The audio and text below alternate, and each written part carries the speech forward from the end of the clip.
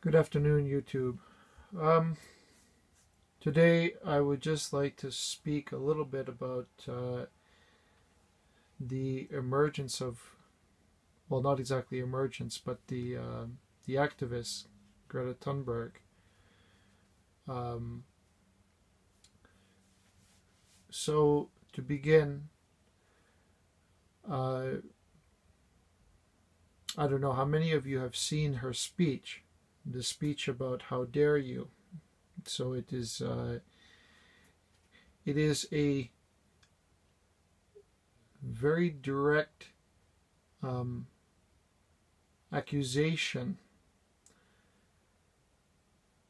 toward political leaders of this time in a call to action for climate change. Now, I'm just going to play a little clip for you, and thank you to the United Nations for posting it, and credit to them. So, this is all wrong. I shouldn't be up here. I should be back in school on the other side of the ocean. Yet you all come to us young people for hope. How dare you? You have stolen my dreams and my childhood with your empty words, and yet I'm one of the lucky ones. People are suffering. People are dying. Entire ecosystems are collapsing. We are in the beginning of a mass extinction, and all you can talk about is money and fairy tales of eternal economic growth. How dare you?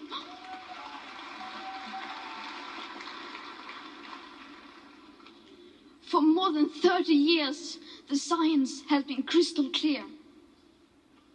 How dare you continue to look away and come here saying that you are doing enough when the politics and solutions needed are still nowhere in sight? so there's a short clipping of it. Now, speaking for myself,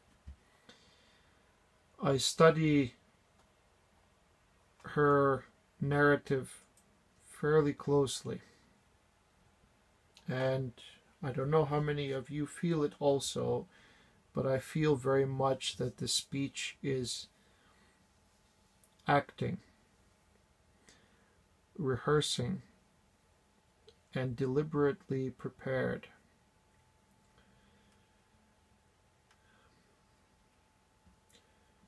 I don't criticize her because of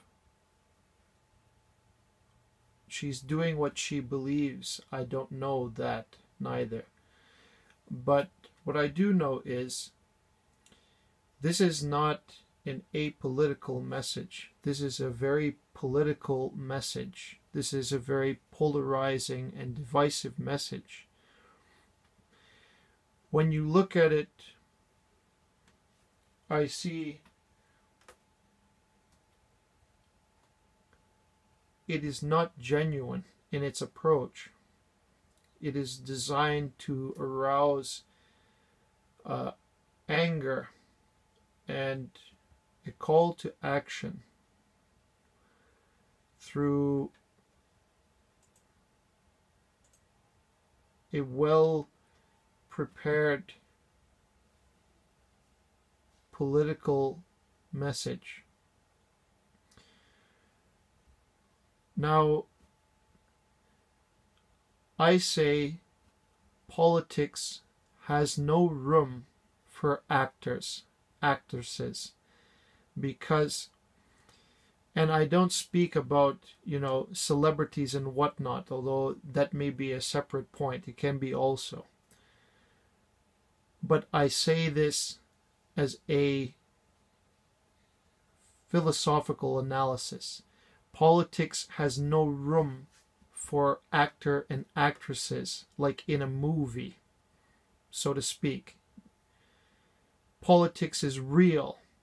The consequences of politics for people are real. There's no fake thing. When a decision is made in politics, you can say that affected 1 million people, your decisions. You don't know how many it will affect. You can never know. But the leaders that govern countries, they see the scale in which the people they govern, and they know the true thing about it, the terrible responsibility of that power. We use politics to enhance the good of our people, of our community, and of our country. And when you try to send a message that is based on acting on a deliberate attack to try to get people to see your way. She talks about, like, she knows suffering. She's 16 years old. What does she know about suffering? What experience did she have in life yet to explain to her suffering? She comes from Sweden, a very, very advanced democratic nation. Lots of a good point about that country. I don't put down that country. The very advanced social systems, very advanced democracy going on there, and at the forefront in many ways. So the system is very protective of people, of the people they govern, of the rights, the human right, and so forth. So to say that her message is not political, it is very much political. The fact that she chose that approach to overacting in this moment, the way I should be in school across the ocean, like, it sounded to me like a rehearsed dramatic monologue. Take away the climate change subject for a moment, analyze the speech for what it is. The speech is not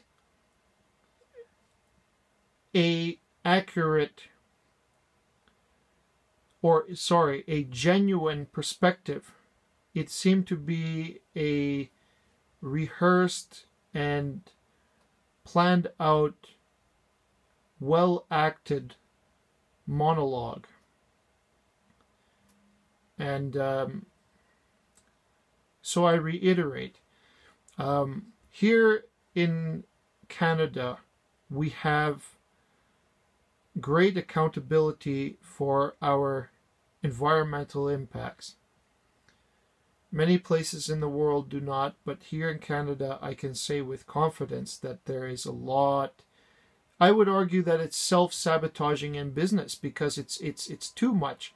There is over-regulation in the industry to be environmentally responsible and to ensure that our environmental impact in terms of carbon dioxide and whatnot, if you believe that, is mitigated very, very responsibly and very consciously.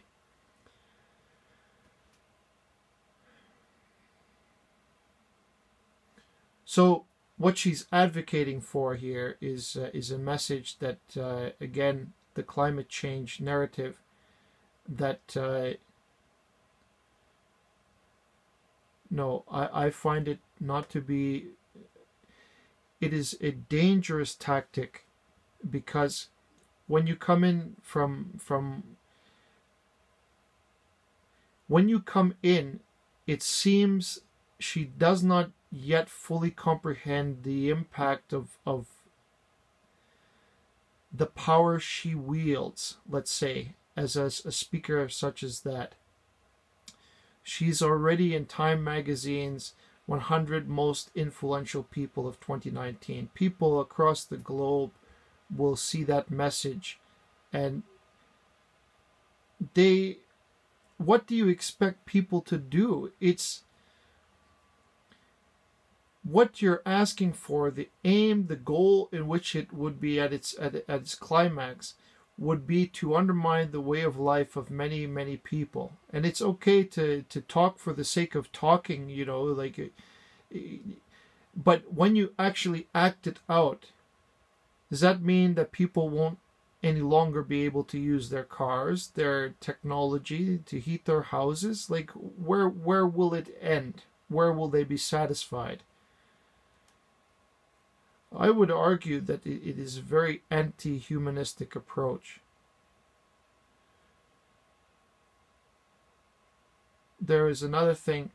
She herself here, I want to add also. Betrayal. The eyes of all people are starting to understand your betrayal. The eyes of all future generations are upon you. And if you choose to fail us, I say we will never forgive you.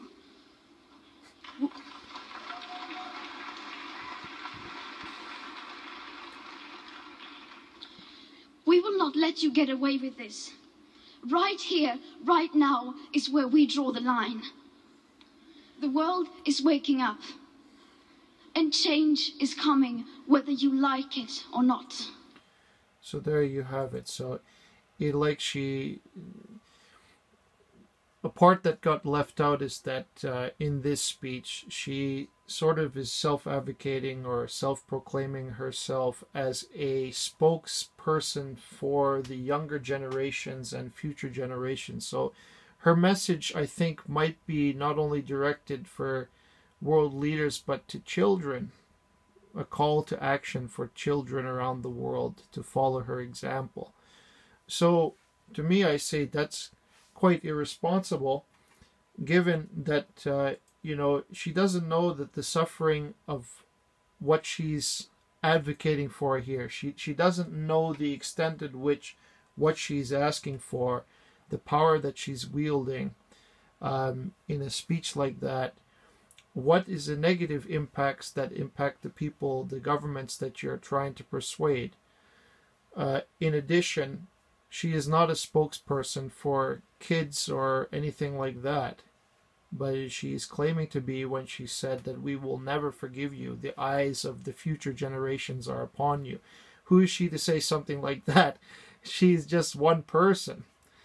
And she cannot say that she is a spokesperson for all opinion, and that's the end. This is where we draw the line. It like a baby tantrum, a threat. So, again, I reiterate, she may believe in what she's speaking about, but the message is intoxicated with anger. It's designed to intoxicate its audience with anger. Try to make people, to rile people up and force them to action, either by shame, by guilt, by hook or by crook. She wants to achieve that goal. So I felt very strongly that the video is a lot of it seemed to me like acting. And of course her speech is there in front of her. She read it off every time. It not come from her genuine character, from her personality. I think everything is very much rehearsed. So I asked the question, who is the one who write the speech for her? Who is the people responsible for leading her down this perspective that she feels so strongly? I think her parents are activists, political activists. They may be the ones that we look to for accountability for this girl, because they may point some ideas out to her, and they lack discipline to show her, okay, that's one perspective, so look at more than one perspective before you go out and push this kind of ideas. You see, it's very irresponsible for her parents to let that kind of knowledge and impress upon a child some idea like that, and they don't think too much about how the child can be influenced by their family, by their parents, can be a tremendous fundamental effect on the child character and personality. So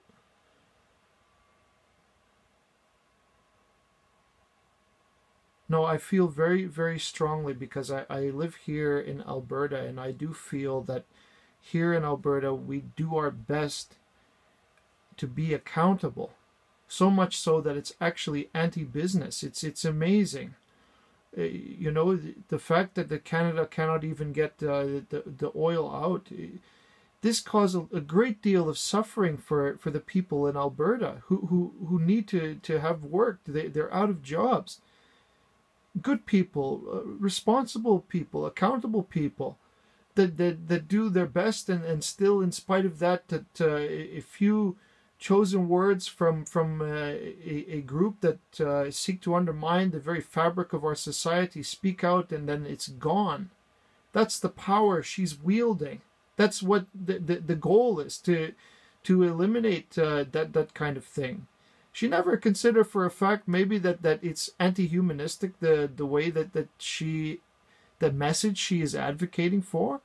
It's she talk about suffering, but I tell you, people in this province will suffer more because of the message that she is delivering here.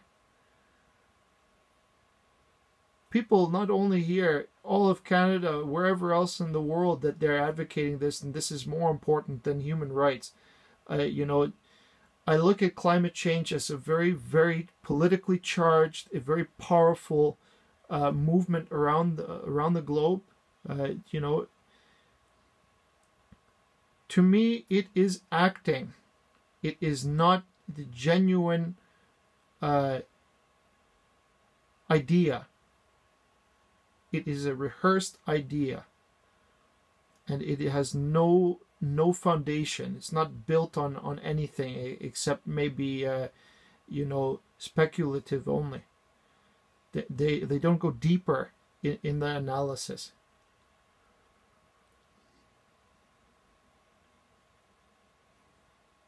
So I say it again. I believe that she is acting. I think so. Look at the opening for me. That's what sold it in the first place. It's acting. Politics has no space for acting. The decisions in politics are extremely, extremely important, and they're real. Not just talk for the sake of talking. No. You can argue many points about politics, but at the end of the day, the decisions that are made in politics are real. And we have to live with the reality of those decisions and the consequences of those decisions. The political arena has no place for somebody who do not take that responsibility seriously and talk for the sake of talking, acting for the sake of publicity.